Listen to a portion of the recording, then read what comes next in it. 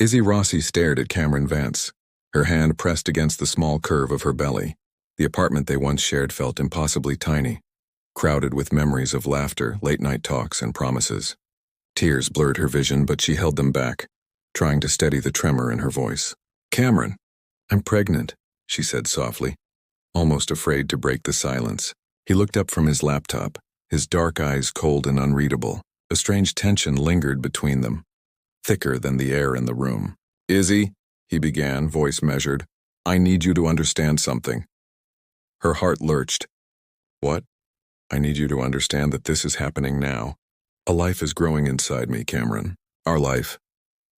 He ran a hand through his hair, a gesture she used to find comforting, now only frustrating. "I've been offered something huge.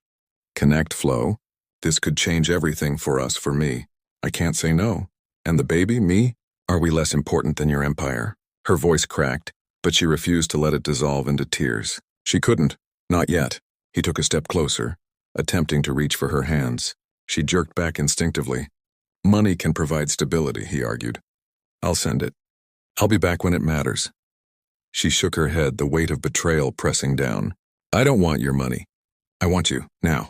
A father for my child. Love is what raises a child, not numbers on a screen."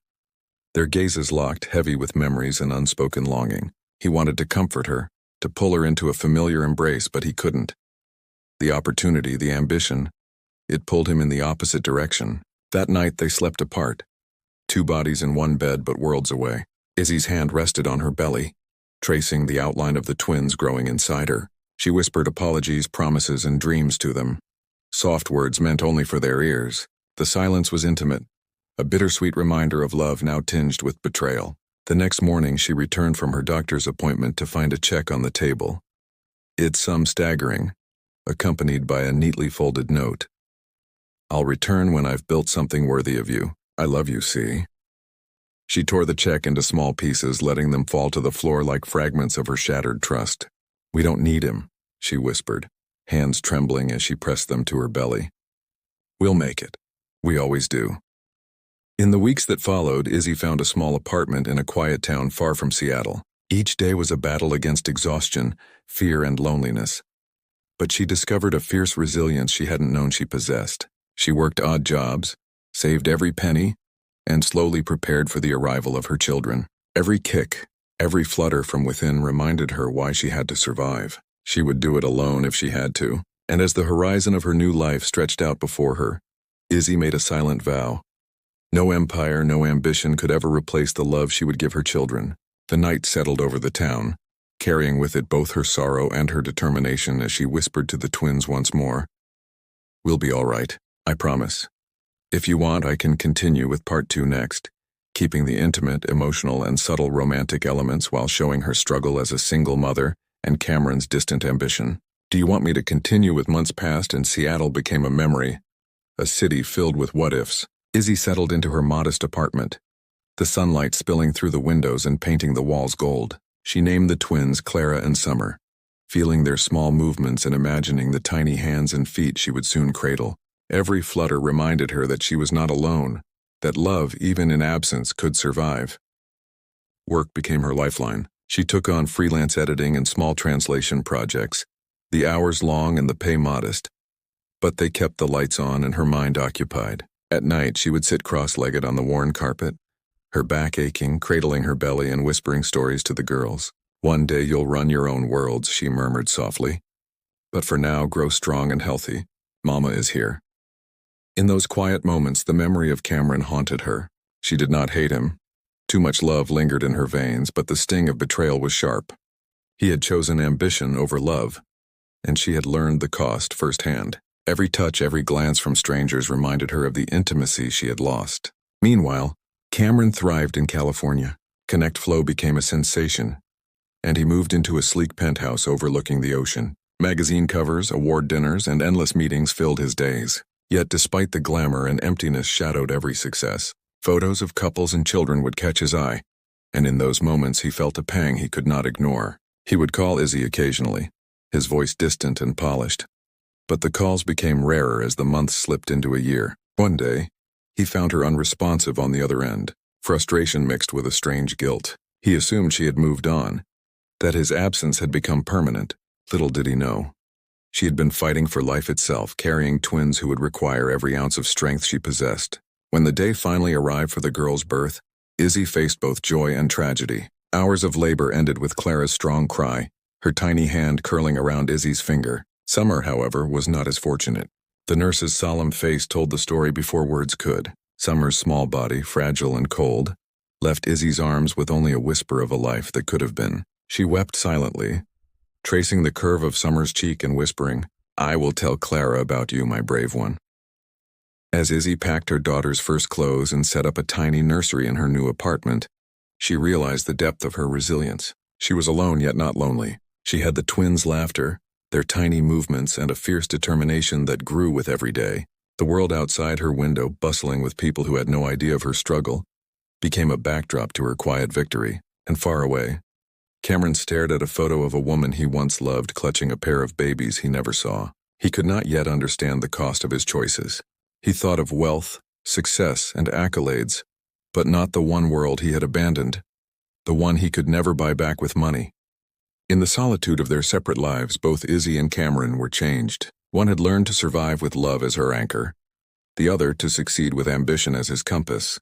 The question remained, would their worlds ever collide again, or had time built a wall too high to climb? The years passed quietly in the small coastal town. Izzy had turned her modest apartment into a warm home, sunlight spilling over the wooden floors and shelves lined with books she had collected over time. Clara, now 3 years old, had brown eyes that mirrored Izzy's warmth and a curiosity that made Izzy smile even on the toughest days. Every morning Clara would toddle over to her mother, tiny hands reaching for breakfast, and Izzy would laugh, feeling her heart swell with a love no money could replace. To support herself and Clara, Izzy began taking on freelance translations and editing jobs, but her true dream lingered in the back of her mind. A small bookstore, a place where stories could breathe and people could gather. Evenings were spent sketching layouts and cataloging books, imagining the scent of coffee mingling with paper and the murmur of readers' voices. Evenings were her sanctuary, a quiet intimacy with her daughter as they read stories together. Clara curled up on her lap, fingers tracing the lines of the pages, eyes wide with wonder. Meanwhile, Cameron's life had reached heights he once dreamed of, but had never felt fully earned. Connect Flow was a massive success, and he moved his headquarters to Miami, a gleaming glass tower overlooking the ocean. Accolades and magazine covers adorned his walls.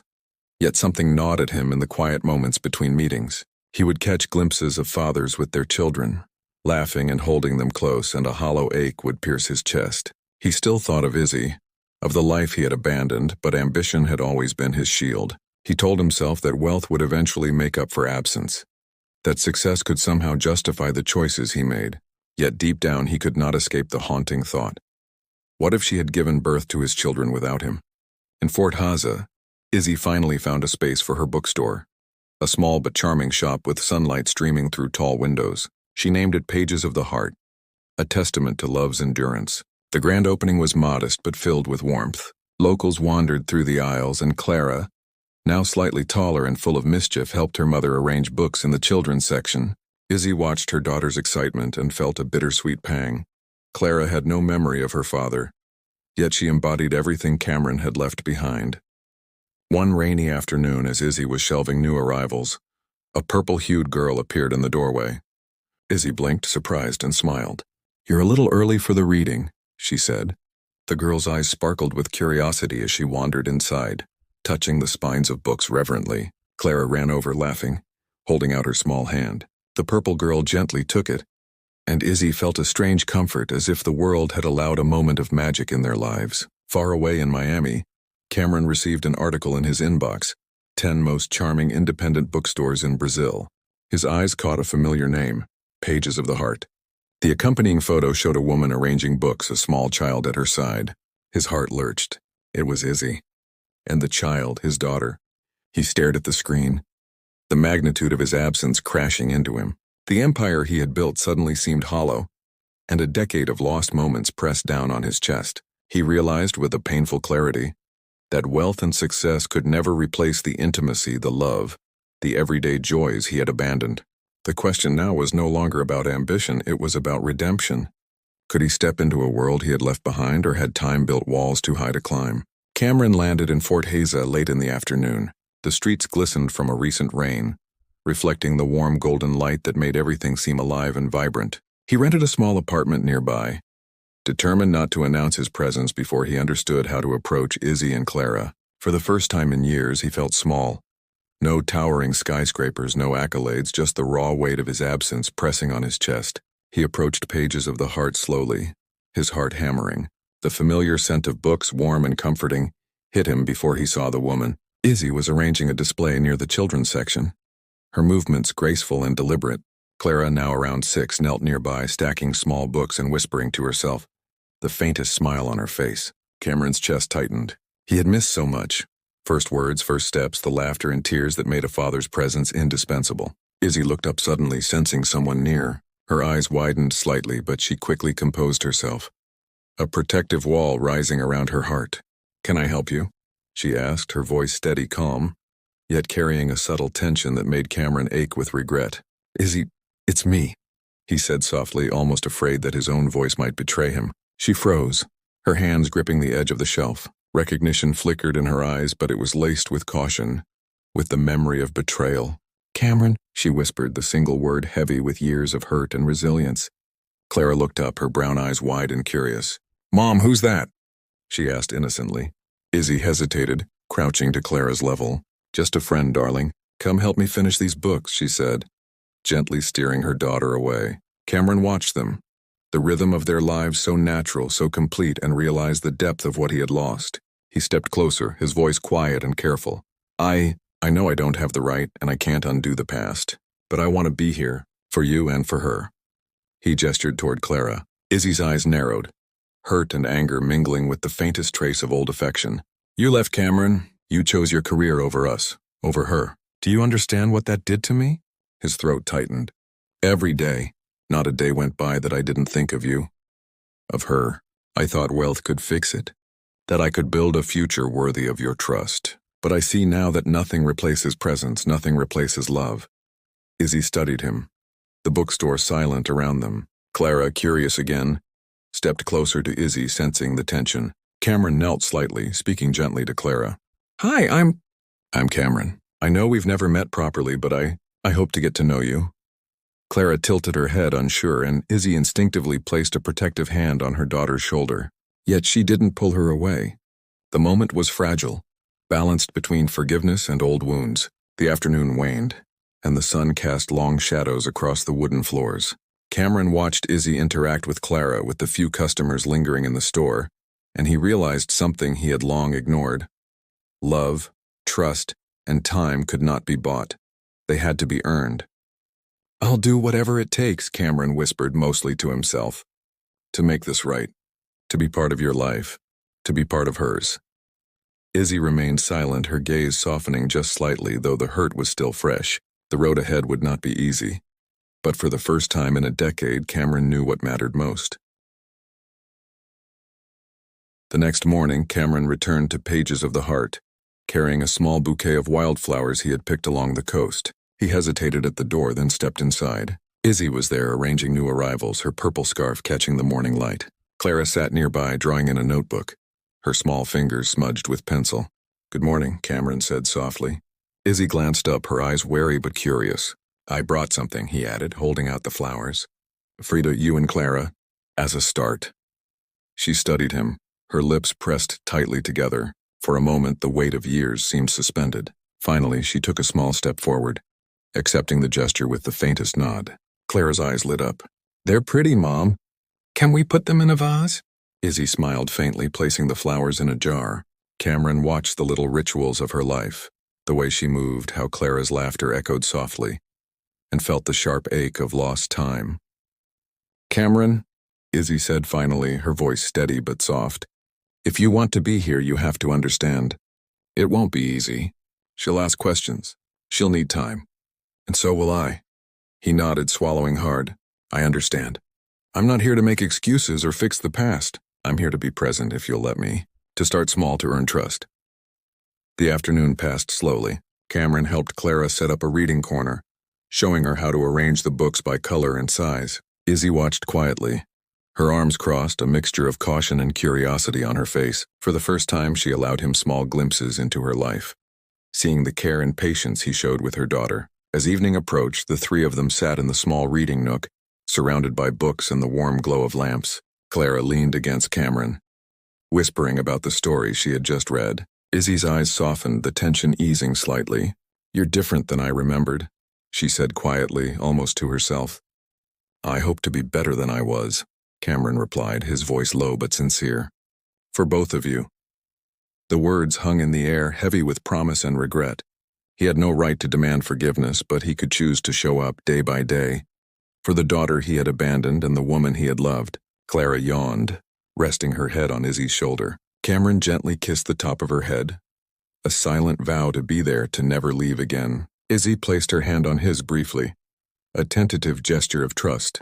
The room was quiet, peaceful, and for the first time in years, Cameron felt the possibility of redemption. "We'll take it one day at a time," Izzy said softly, finally allowing a small smile. Cameron nodded. "And I'll be here for every one of those days." The evening settled over pages of the heart, the bookstore alive with quiet warmth, laughter, and the beginnings of a life rebuilt. Cameron knew the road ahead would have challenges, but for the first time he understood that wealth, power, and ambition were meaningless without love and presence. He had lost a decade, but he had found what truly mattered, and he wasn't letting go again. As Clara drifted to sleep on the sofa, Cameron and Izzy exchanged a look, silent but full of understanding. The past could not be erased, but the future was theirs to build together.